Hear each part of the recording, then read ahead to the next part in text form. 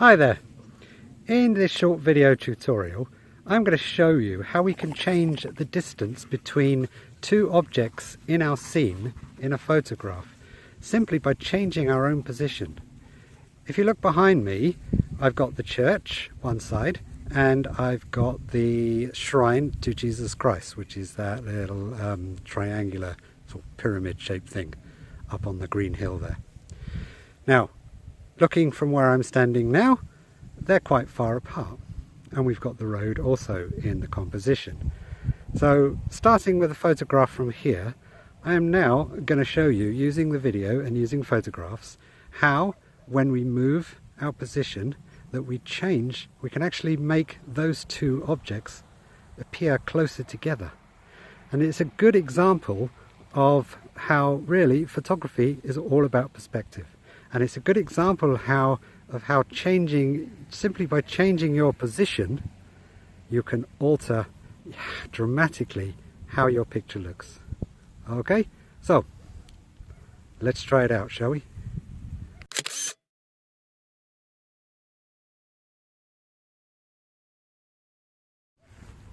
Okay, so here we are. We've got the church and the monument and the road quite far apart now. Now I'm walking forward more towards the monument on the left itself. And watch as I do so how the two appear to start moving closer towards each other. So if we've got an image where we want our two elements to be closer or further apart, we simply need to move towards one if we want them closer together, or move away from one, the closest one usually, obviously, if we want them to be further apart. So here in this position now, we can see that we've still got all three elements in our composition, only the three of them actually are closer together. So let's take a photograph now.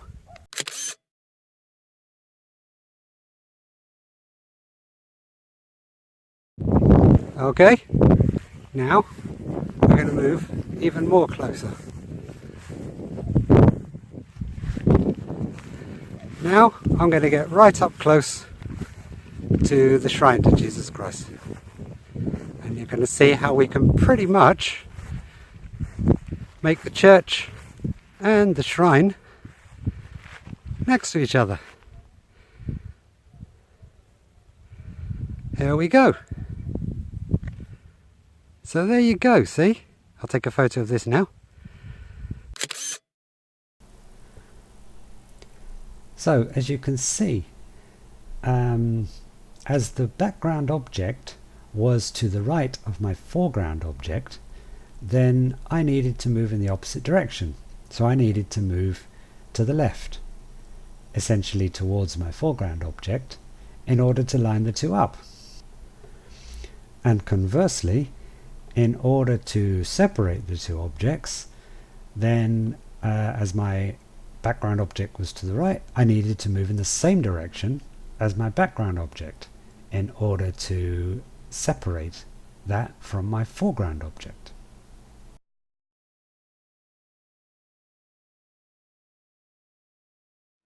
So here I am now at Lake Bled, and this is also a great place to show you how perspective affects our images. Now, they say you can't move a mountain. Well, I beg to differ. Here in this viewpoint, you've got the island church, and you've got the castle up on the cliff there, and you've got the mountains behind, the Karavanki Alps in particular. So now I'm going to walk along and I'm going to show you how I can take radically different pictures. From this perspective, you can see that the church and the castle are quite far apart. And you can also see that the mountains here are right off to the left of the castle itself. And in the distance there's a nice little peak, small peak. Okay, now the small peak again is off to the left of the island church. Now I'm going to place that peak right between the bell tower and the building there on the island, and I'm also going to show you how I can move the island church and the castle closer together. Okay, so let's go. Okay, so from this perspective I'm going to take a photo, and then we're going to walk down and see how everything changes.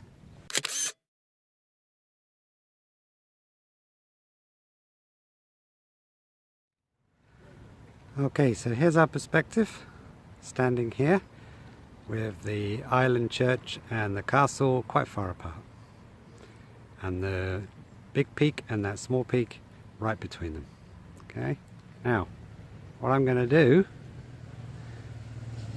is walk off to the right down this boardwalk, and as we do, you're going to see how I can make the island church and the castle, move them closer together, and how I can move that small peak in the middle and position it right between the church spire and that building on the left. Okay, so let's go. There we go. I'm walking backwards here, so I might have to be careful I don't fall into the lake.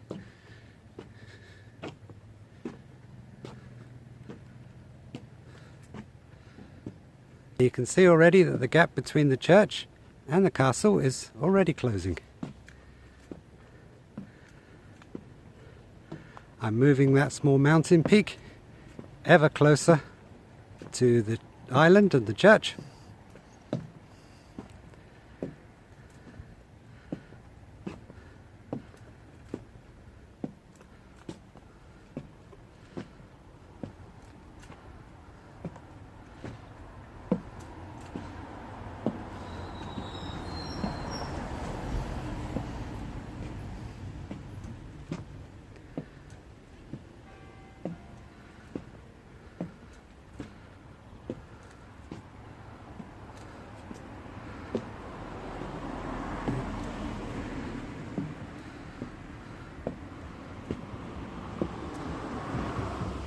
Notice here already, dramatic difference in the composition. I'm going to stop here now. This is a nice position. I've got the small peak just to the left of the island church, and I've got the castle sitting right between those two peaks. The left peak is Mount Stawell, the highest peak in the Karavanke Alps. So let's take a photo from here.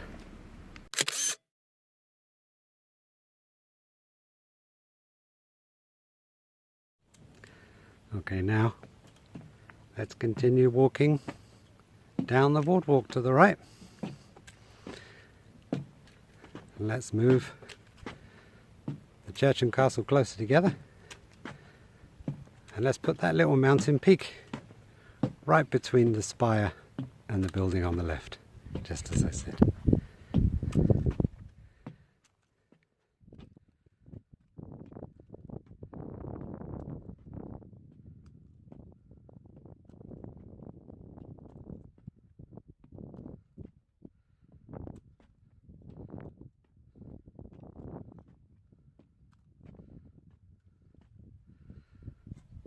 We'll stop here because this is also a very good position. Now I've put the two closer together, you'll see that I can actually zoom in closer as well and make everything bigger in the frame. So let's do that first. So as you can see, another consequence of bringing objects closer together means that you can actually zoom in closer. When objects are further apart and you want to include them in your frame, then you most likely need to use a smaller focal length, in some cases like this, going wide angle. But when you bring them closer together, then you don't need such a wide angle to fit them into the frame, which means then that you can zoom in closer and also make them bigger in your frame.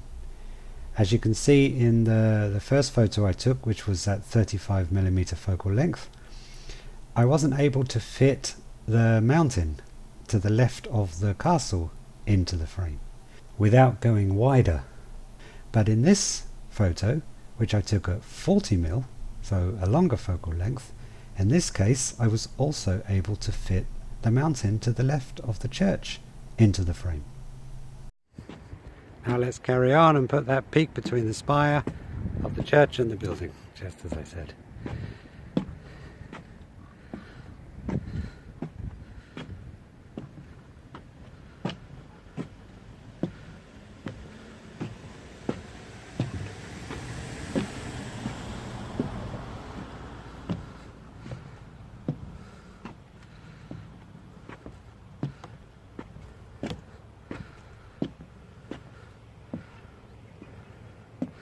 Still walking backwards here, so if you hear a splash and the camera goes crazy, you know what's happened.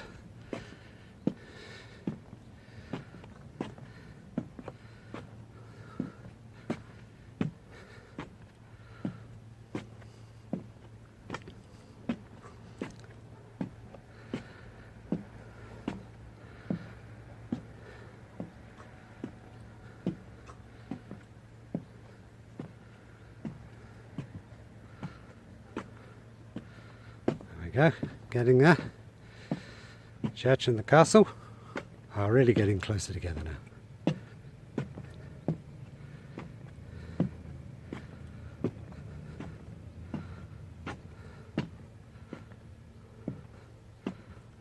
Almost there.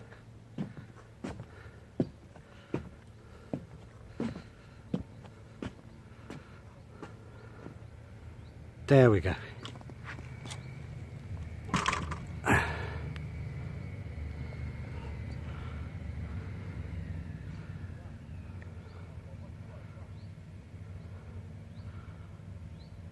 Slap bang in the middle.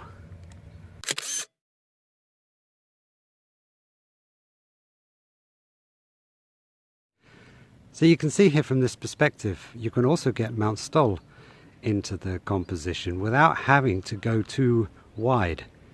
I mean, further off there where I started, you had to use quite a wide angle in order to get Mount Stoll in, which obviously makes the church and the castle very small. So by coming down here and moving Stoll closer to your subjects, I've actually been able to zoom in a bit more and get a better picture with the island and the castle much bigger in the frame, but still managed to keep Mount Stoll in the frame. And as I said, I've placed that small peak between the two. Okay, so let's continue walking, and now we can see the rest of the boardwalk. The boardwalk ends down there. So I'm going to walk right to the end of the boardwalk, and you can see then that we can virtually put the castle and the island church next to each other.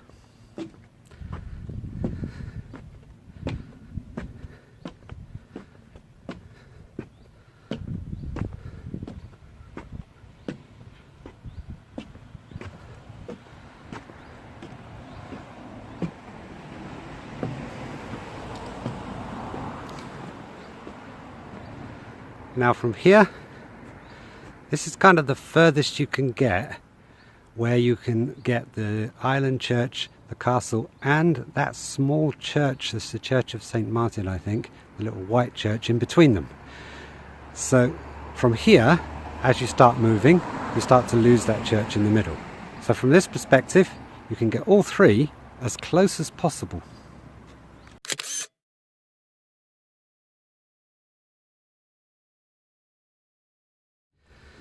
And now from here, see, as I continue to move down the boardwalk, you slowly see that white church in the middle disappear behind the island church. So you can also see that you can, if there's something in your image that you don't want, like a bright white building or a bright white church, you can move your position in order to place that object behind something like this. See, now the white church is gone. You can't see it.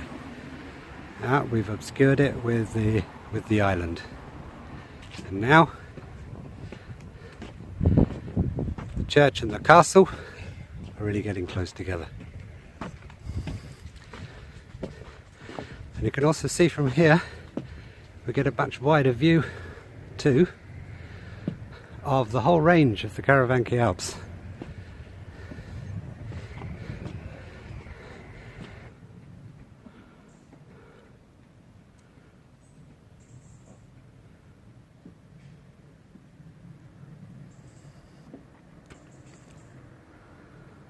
So I'm here now at the end of the boardwalk, and we've placed the island church and the castle as close together as possible here. But you can see here the boardwalk's ended, but I can go up the steps here onto the road, and then further down here find a gap where I can get another perspective, and then if I keep going, the castle will move to the right side of the island. So let's see that.